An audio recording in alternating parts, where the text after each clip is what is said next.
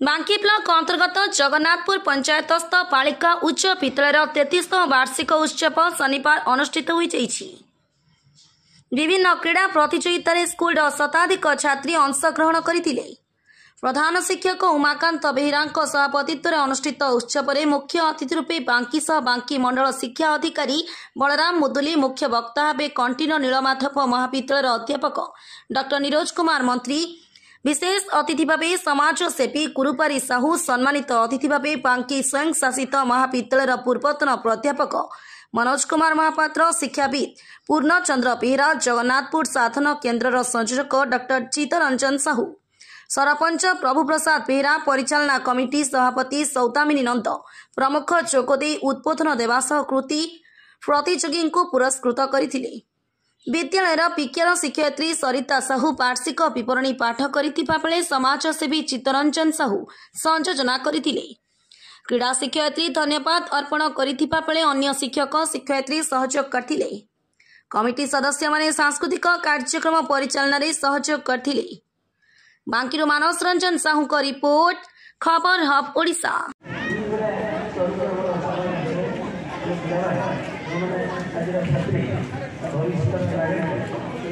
आज्ञा गुमान सिंह, मु जगन्नाथपुर बालिका उच्च विद्यालय नवम श्रेणी छात्री अटे। आम स्कूल आज 33तम पुरस्कार वितरण कार्यक्रम चलती।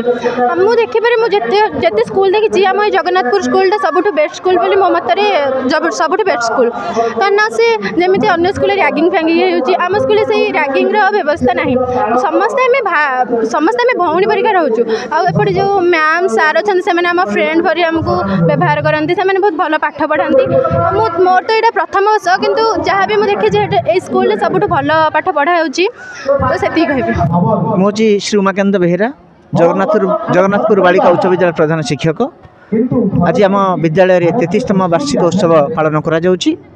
ए अवसर में आम मुख्य अतिथि रूपे श्रीयुक्त बलराम मुदुली को आम पाइचु। मुख्य वक्ता भाव डॉ नीरज कुमार मंत्री एवं आमर मुख्य अतिथि रूपे आम पाइचु श्रीयुक्त मनोज कुमार महापात्र। यह सहित जगन्नाथपुर समस्त बुद्धिजीवी माने उपस्थित अच्छी एवं समस्त अभिभावक अभिभाविका माने उपस्थित रही। आज ए अवसर में पिला मानक भितर रहिथिबा तांकर अंतर्निहित गुण को परिप्रकाश करने आमर ए प्रयास प्रभु जगन्नाथ कृपारू ए विद्यालय समस्ते पिला माने भल रिजल्ट करिए बोली मोर आशा एवं विश्वास। आज केवल प्रेरणा जोगे देबा पाई एठारे ए उत्सव पालन कर सहित गत मैट्रिक परीक्षा रे जो माने प्रथम तृतीय स्थान अधिकार करथिले विद्यालय प्रथम द्वितीय तृतीय से मानको मध्य आर्थिक राशि दि जाउची।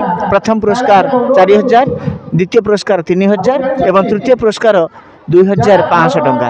यह ए गाँव बदान्य व्यक्ति माने प्रदान करिसेंती।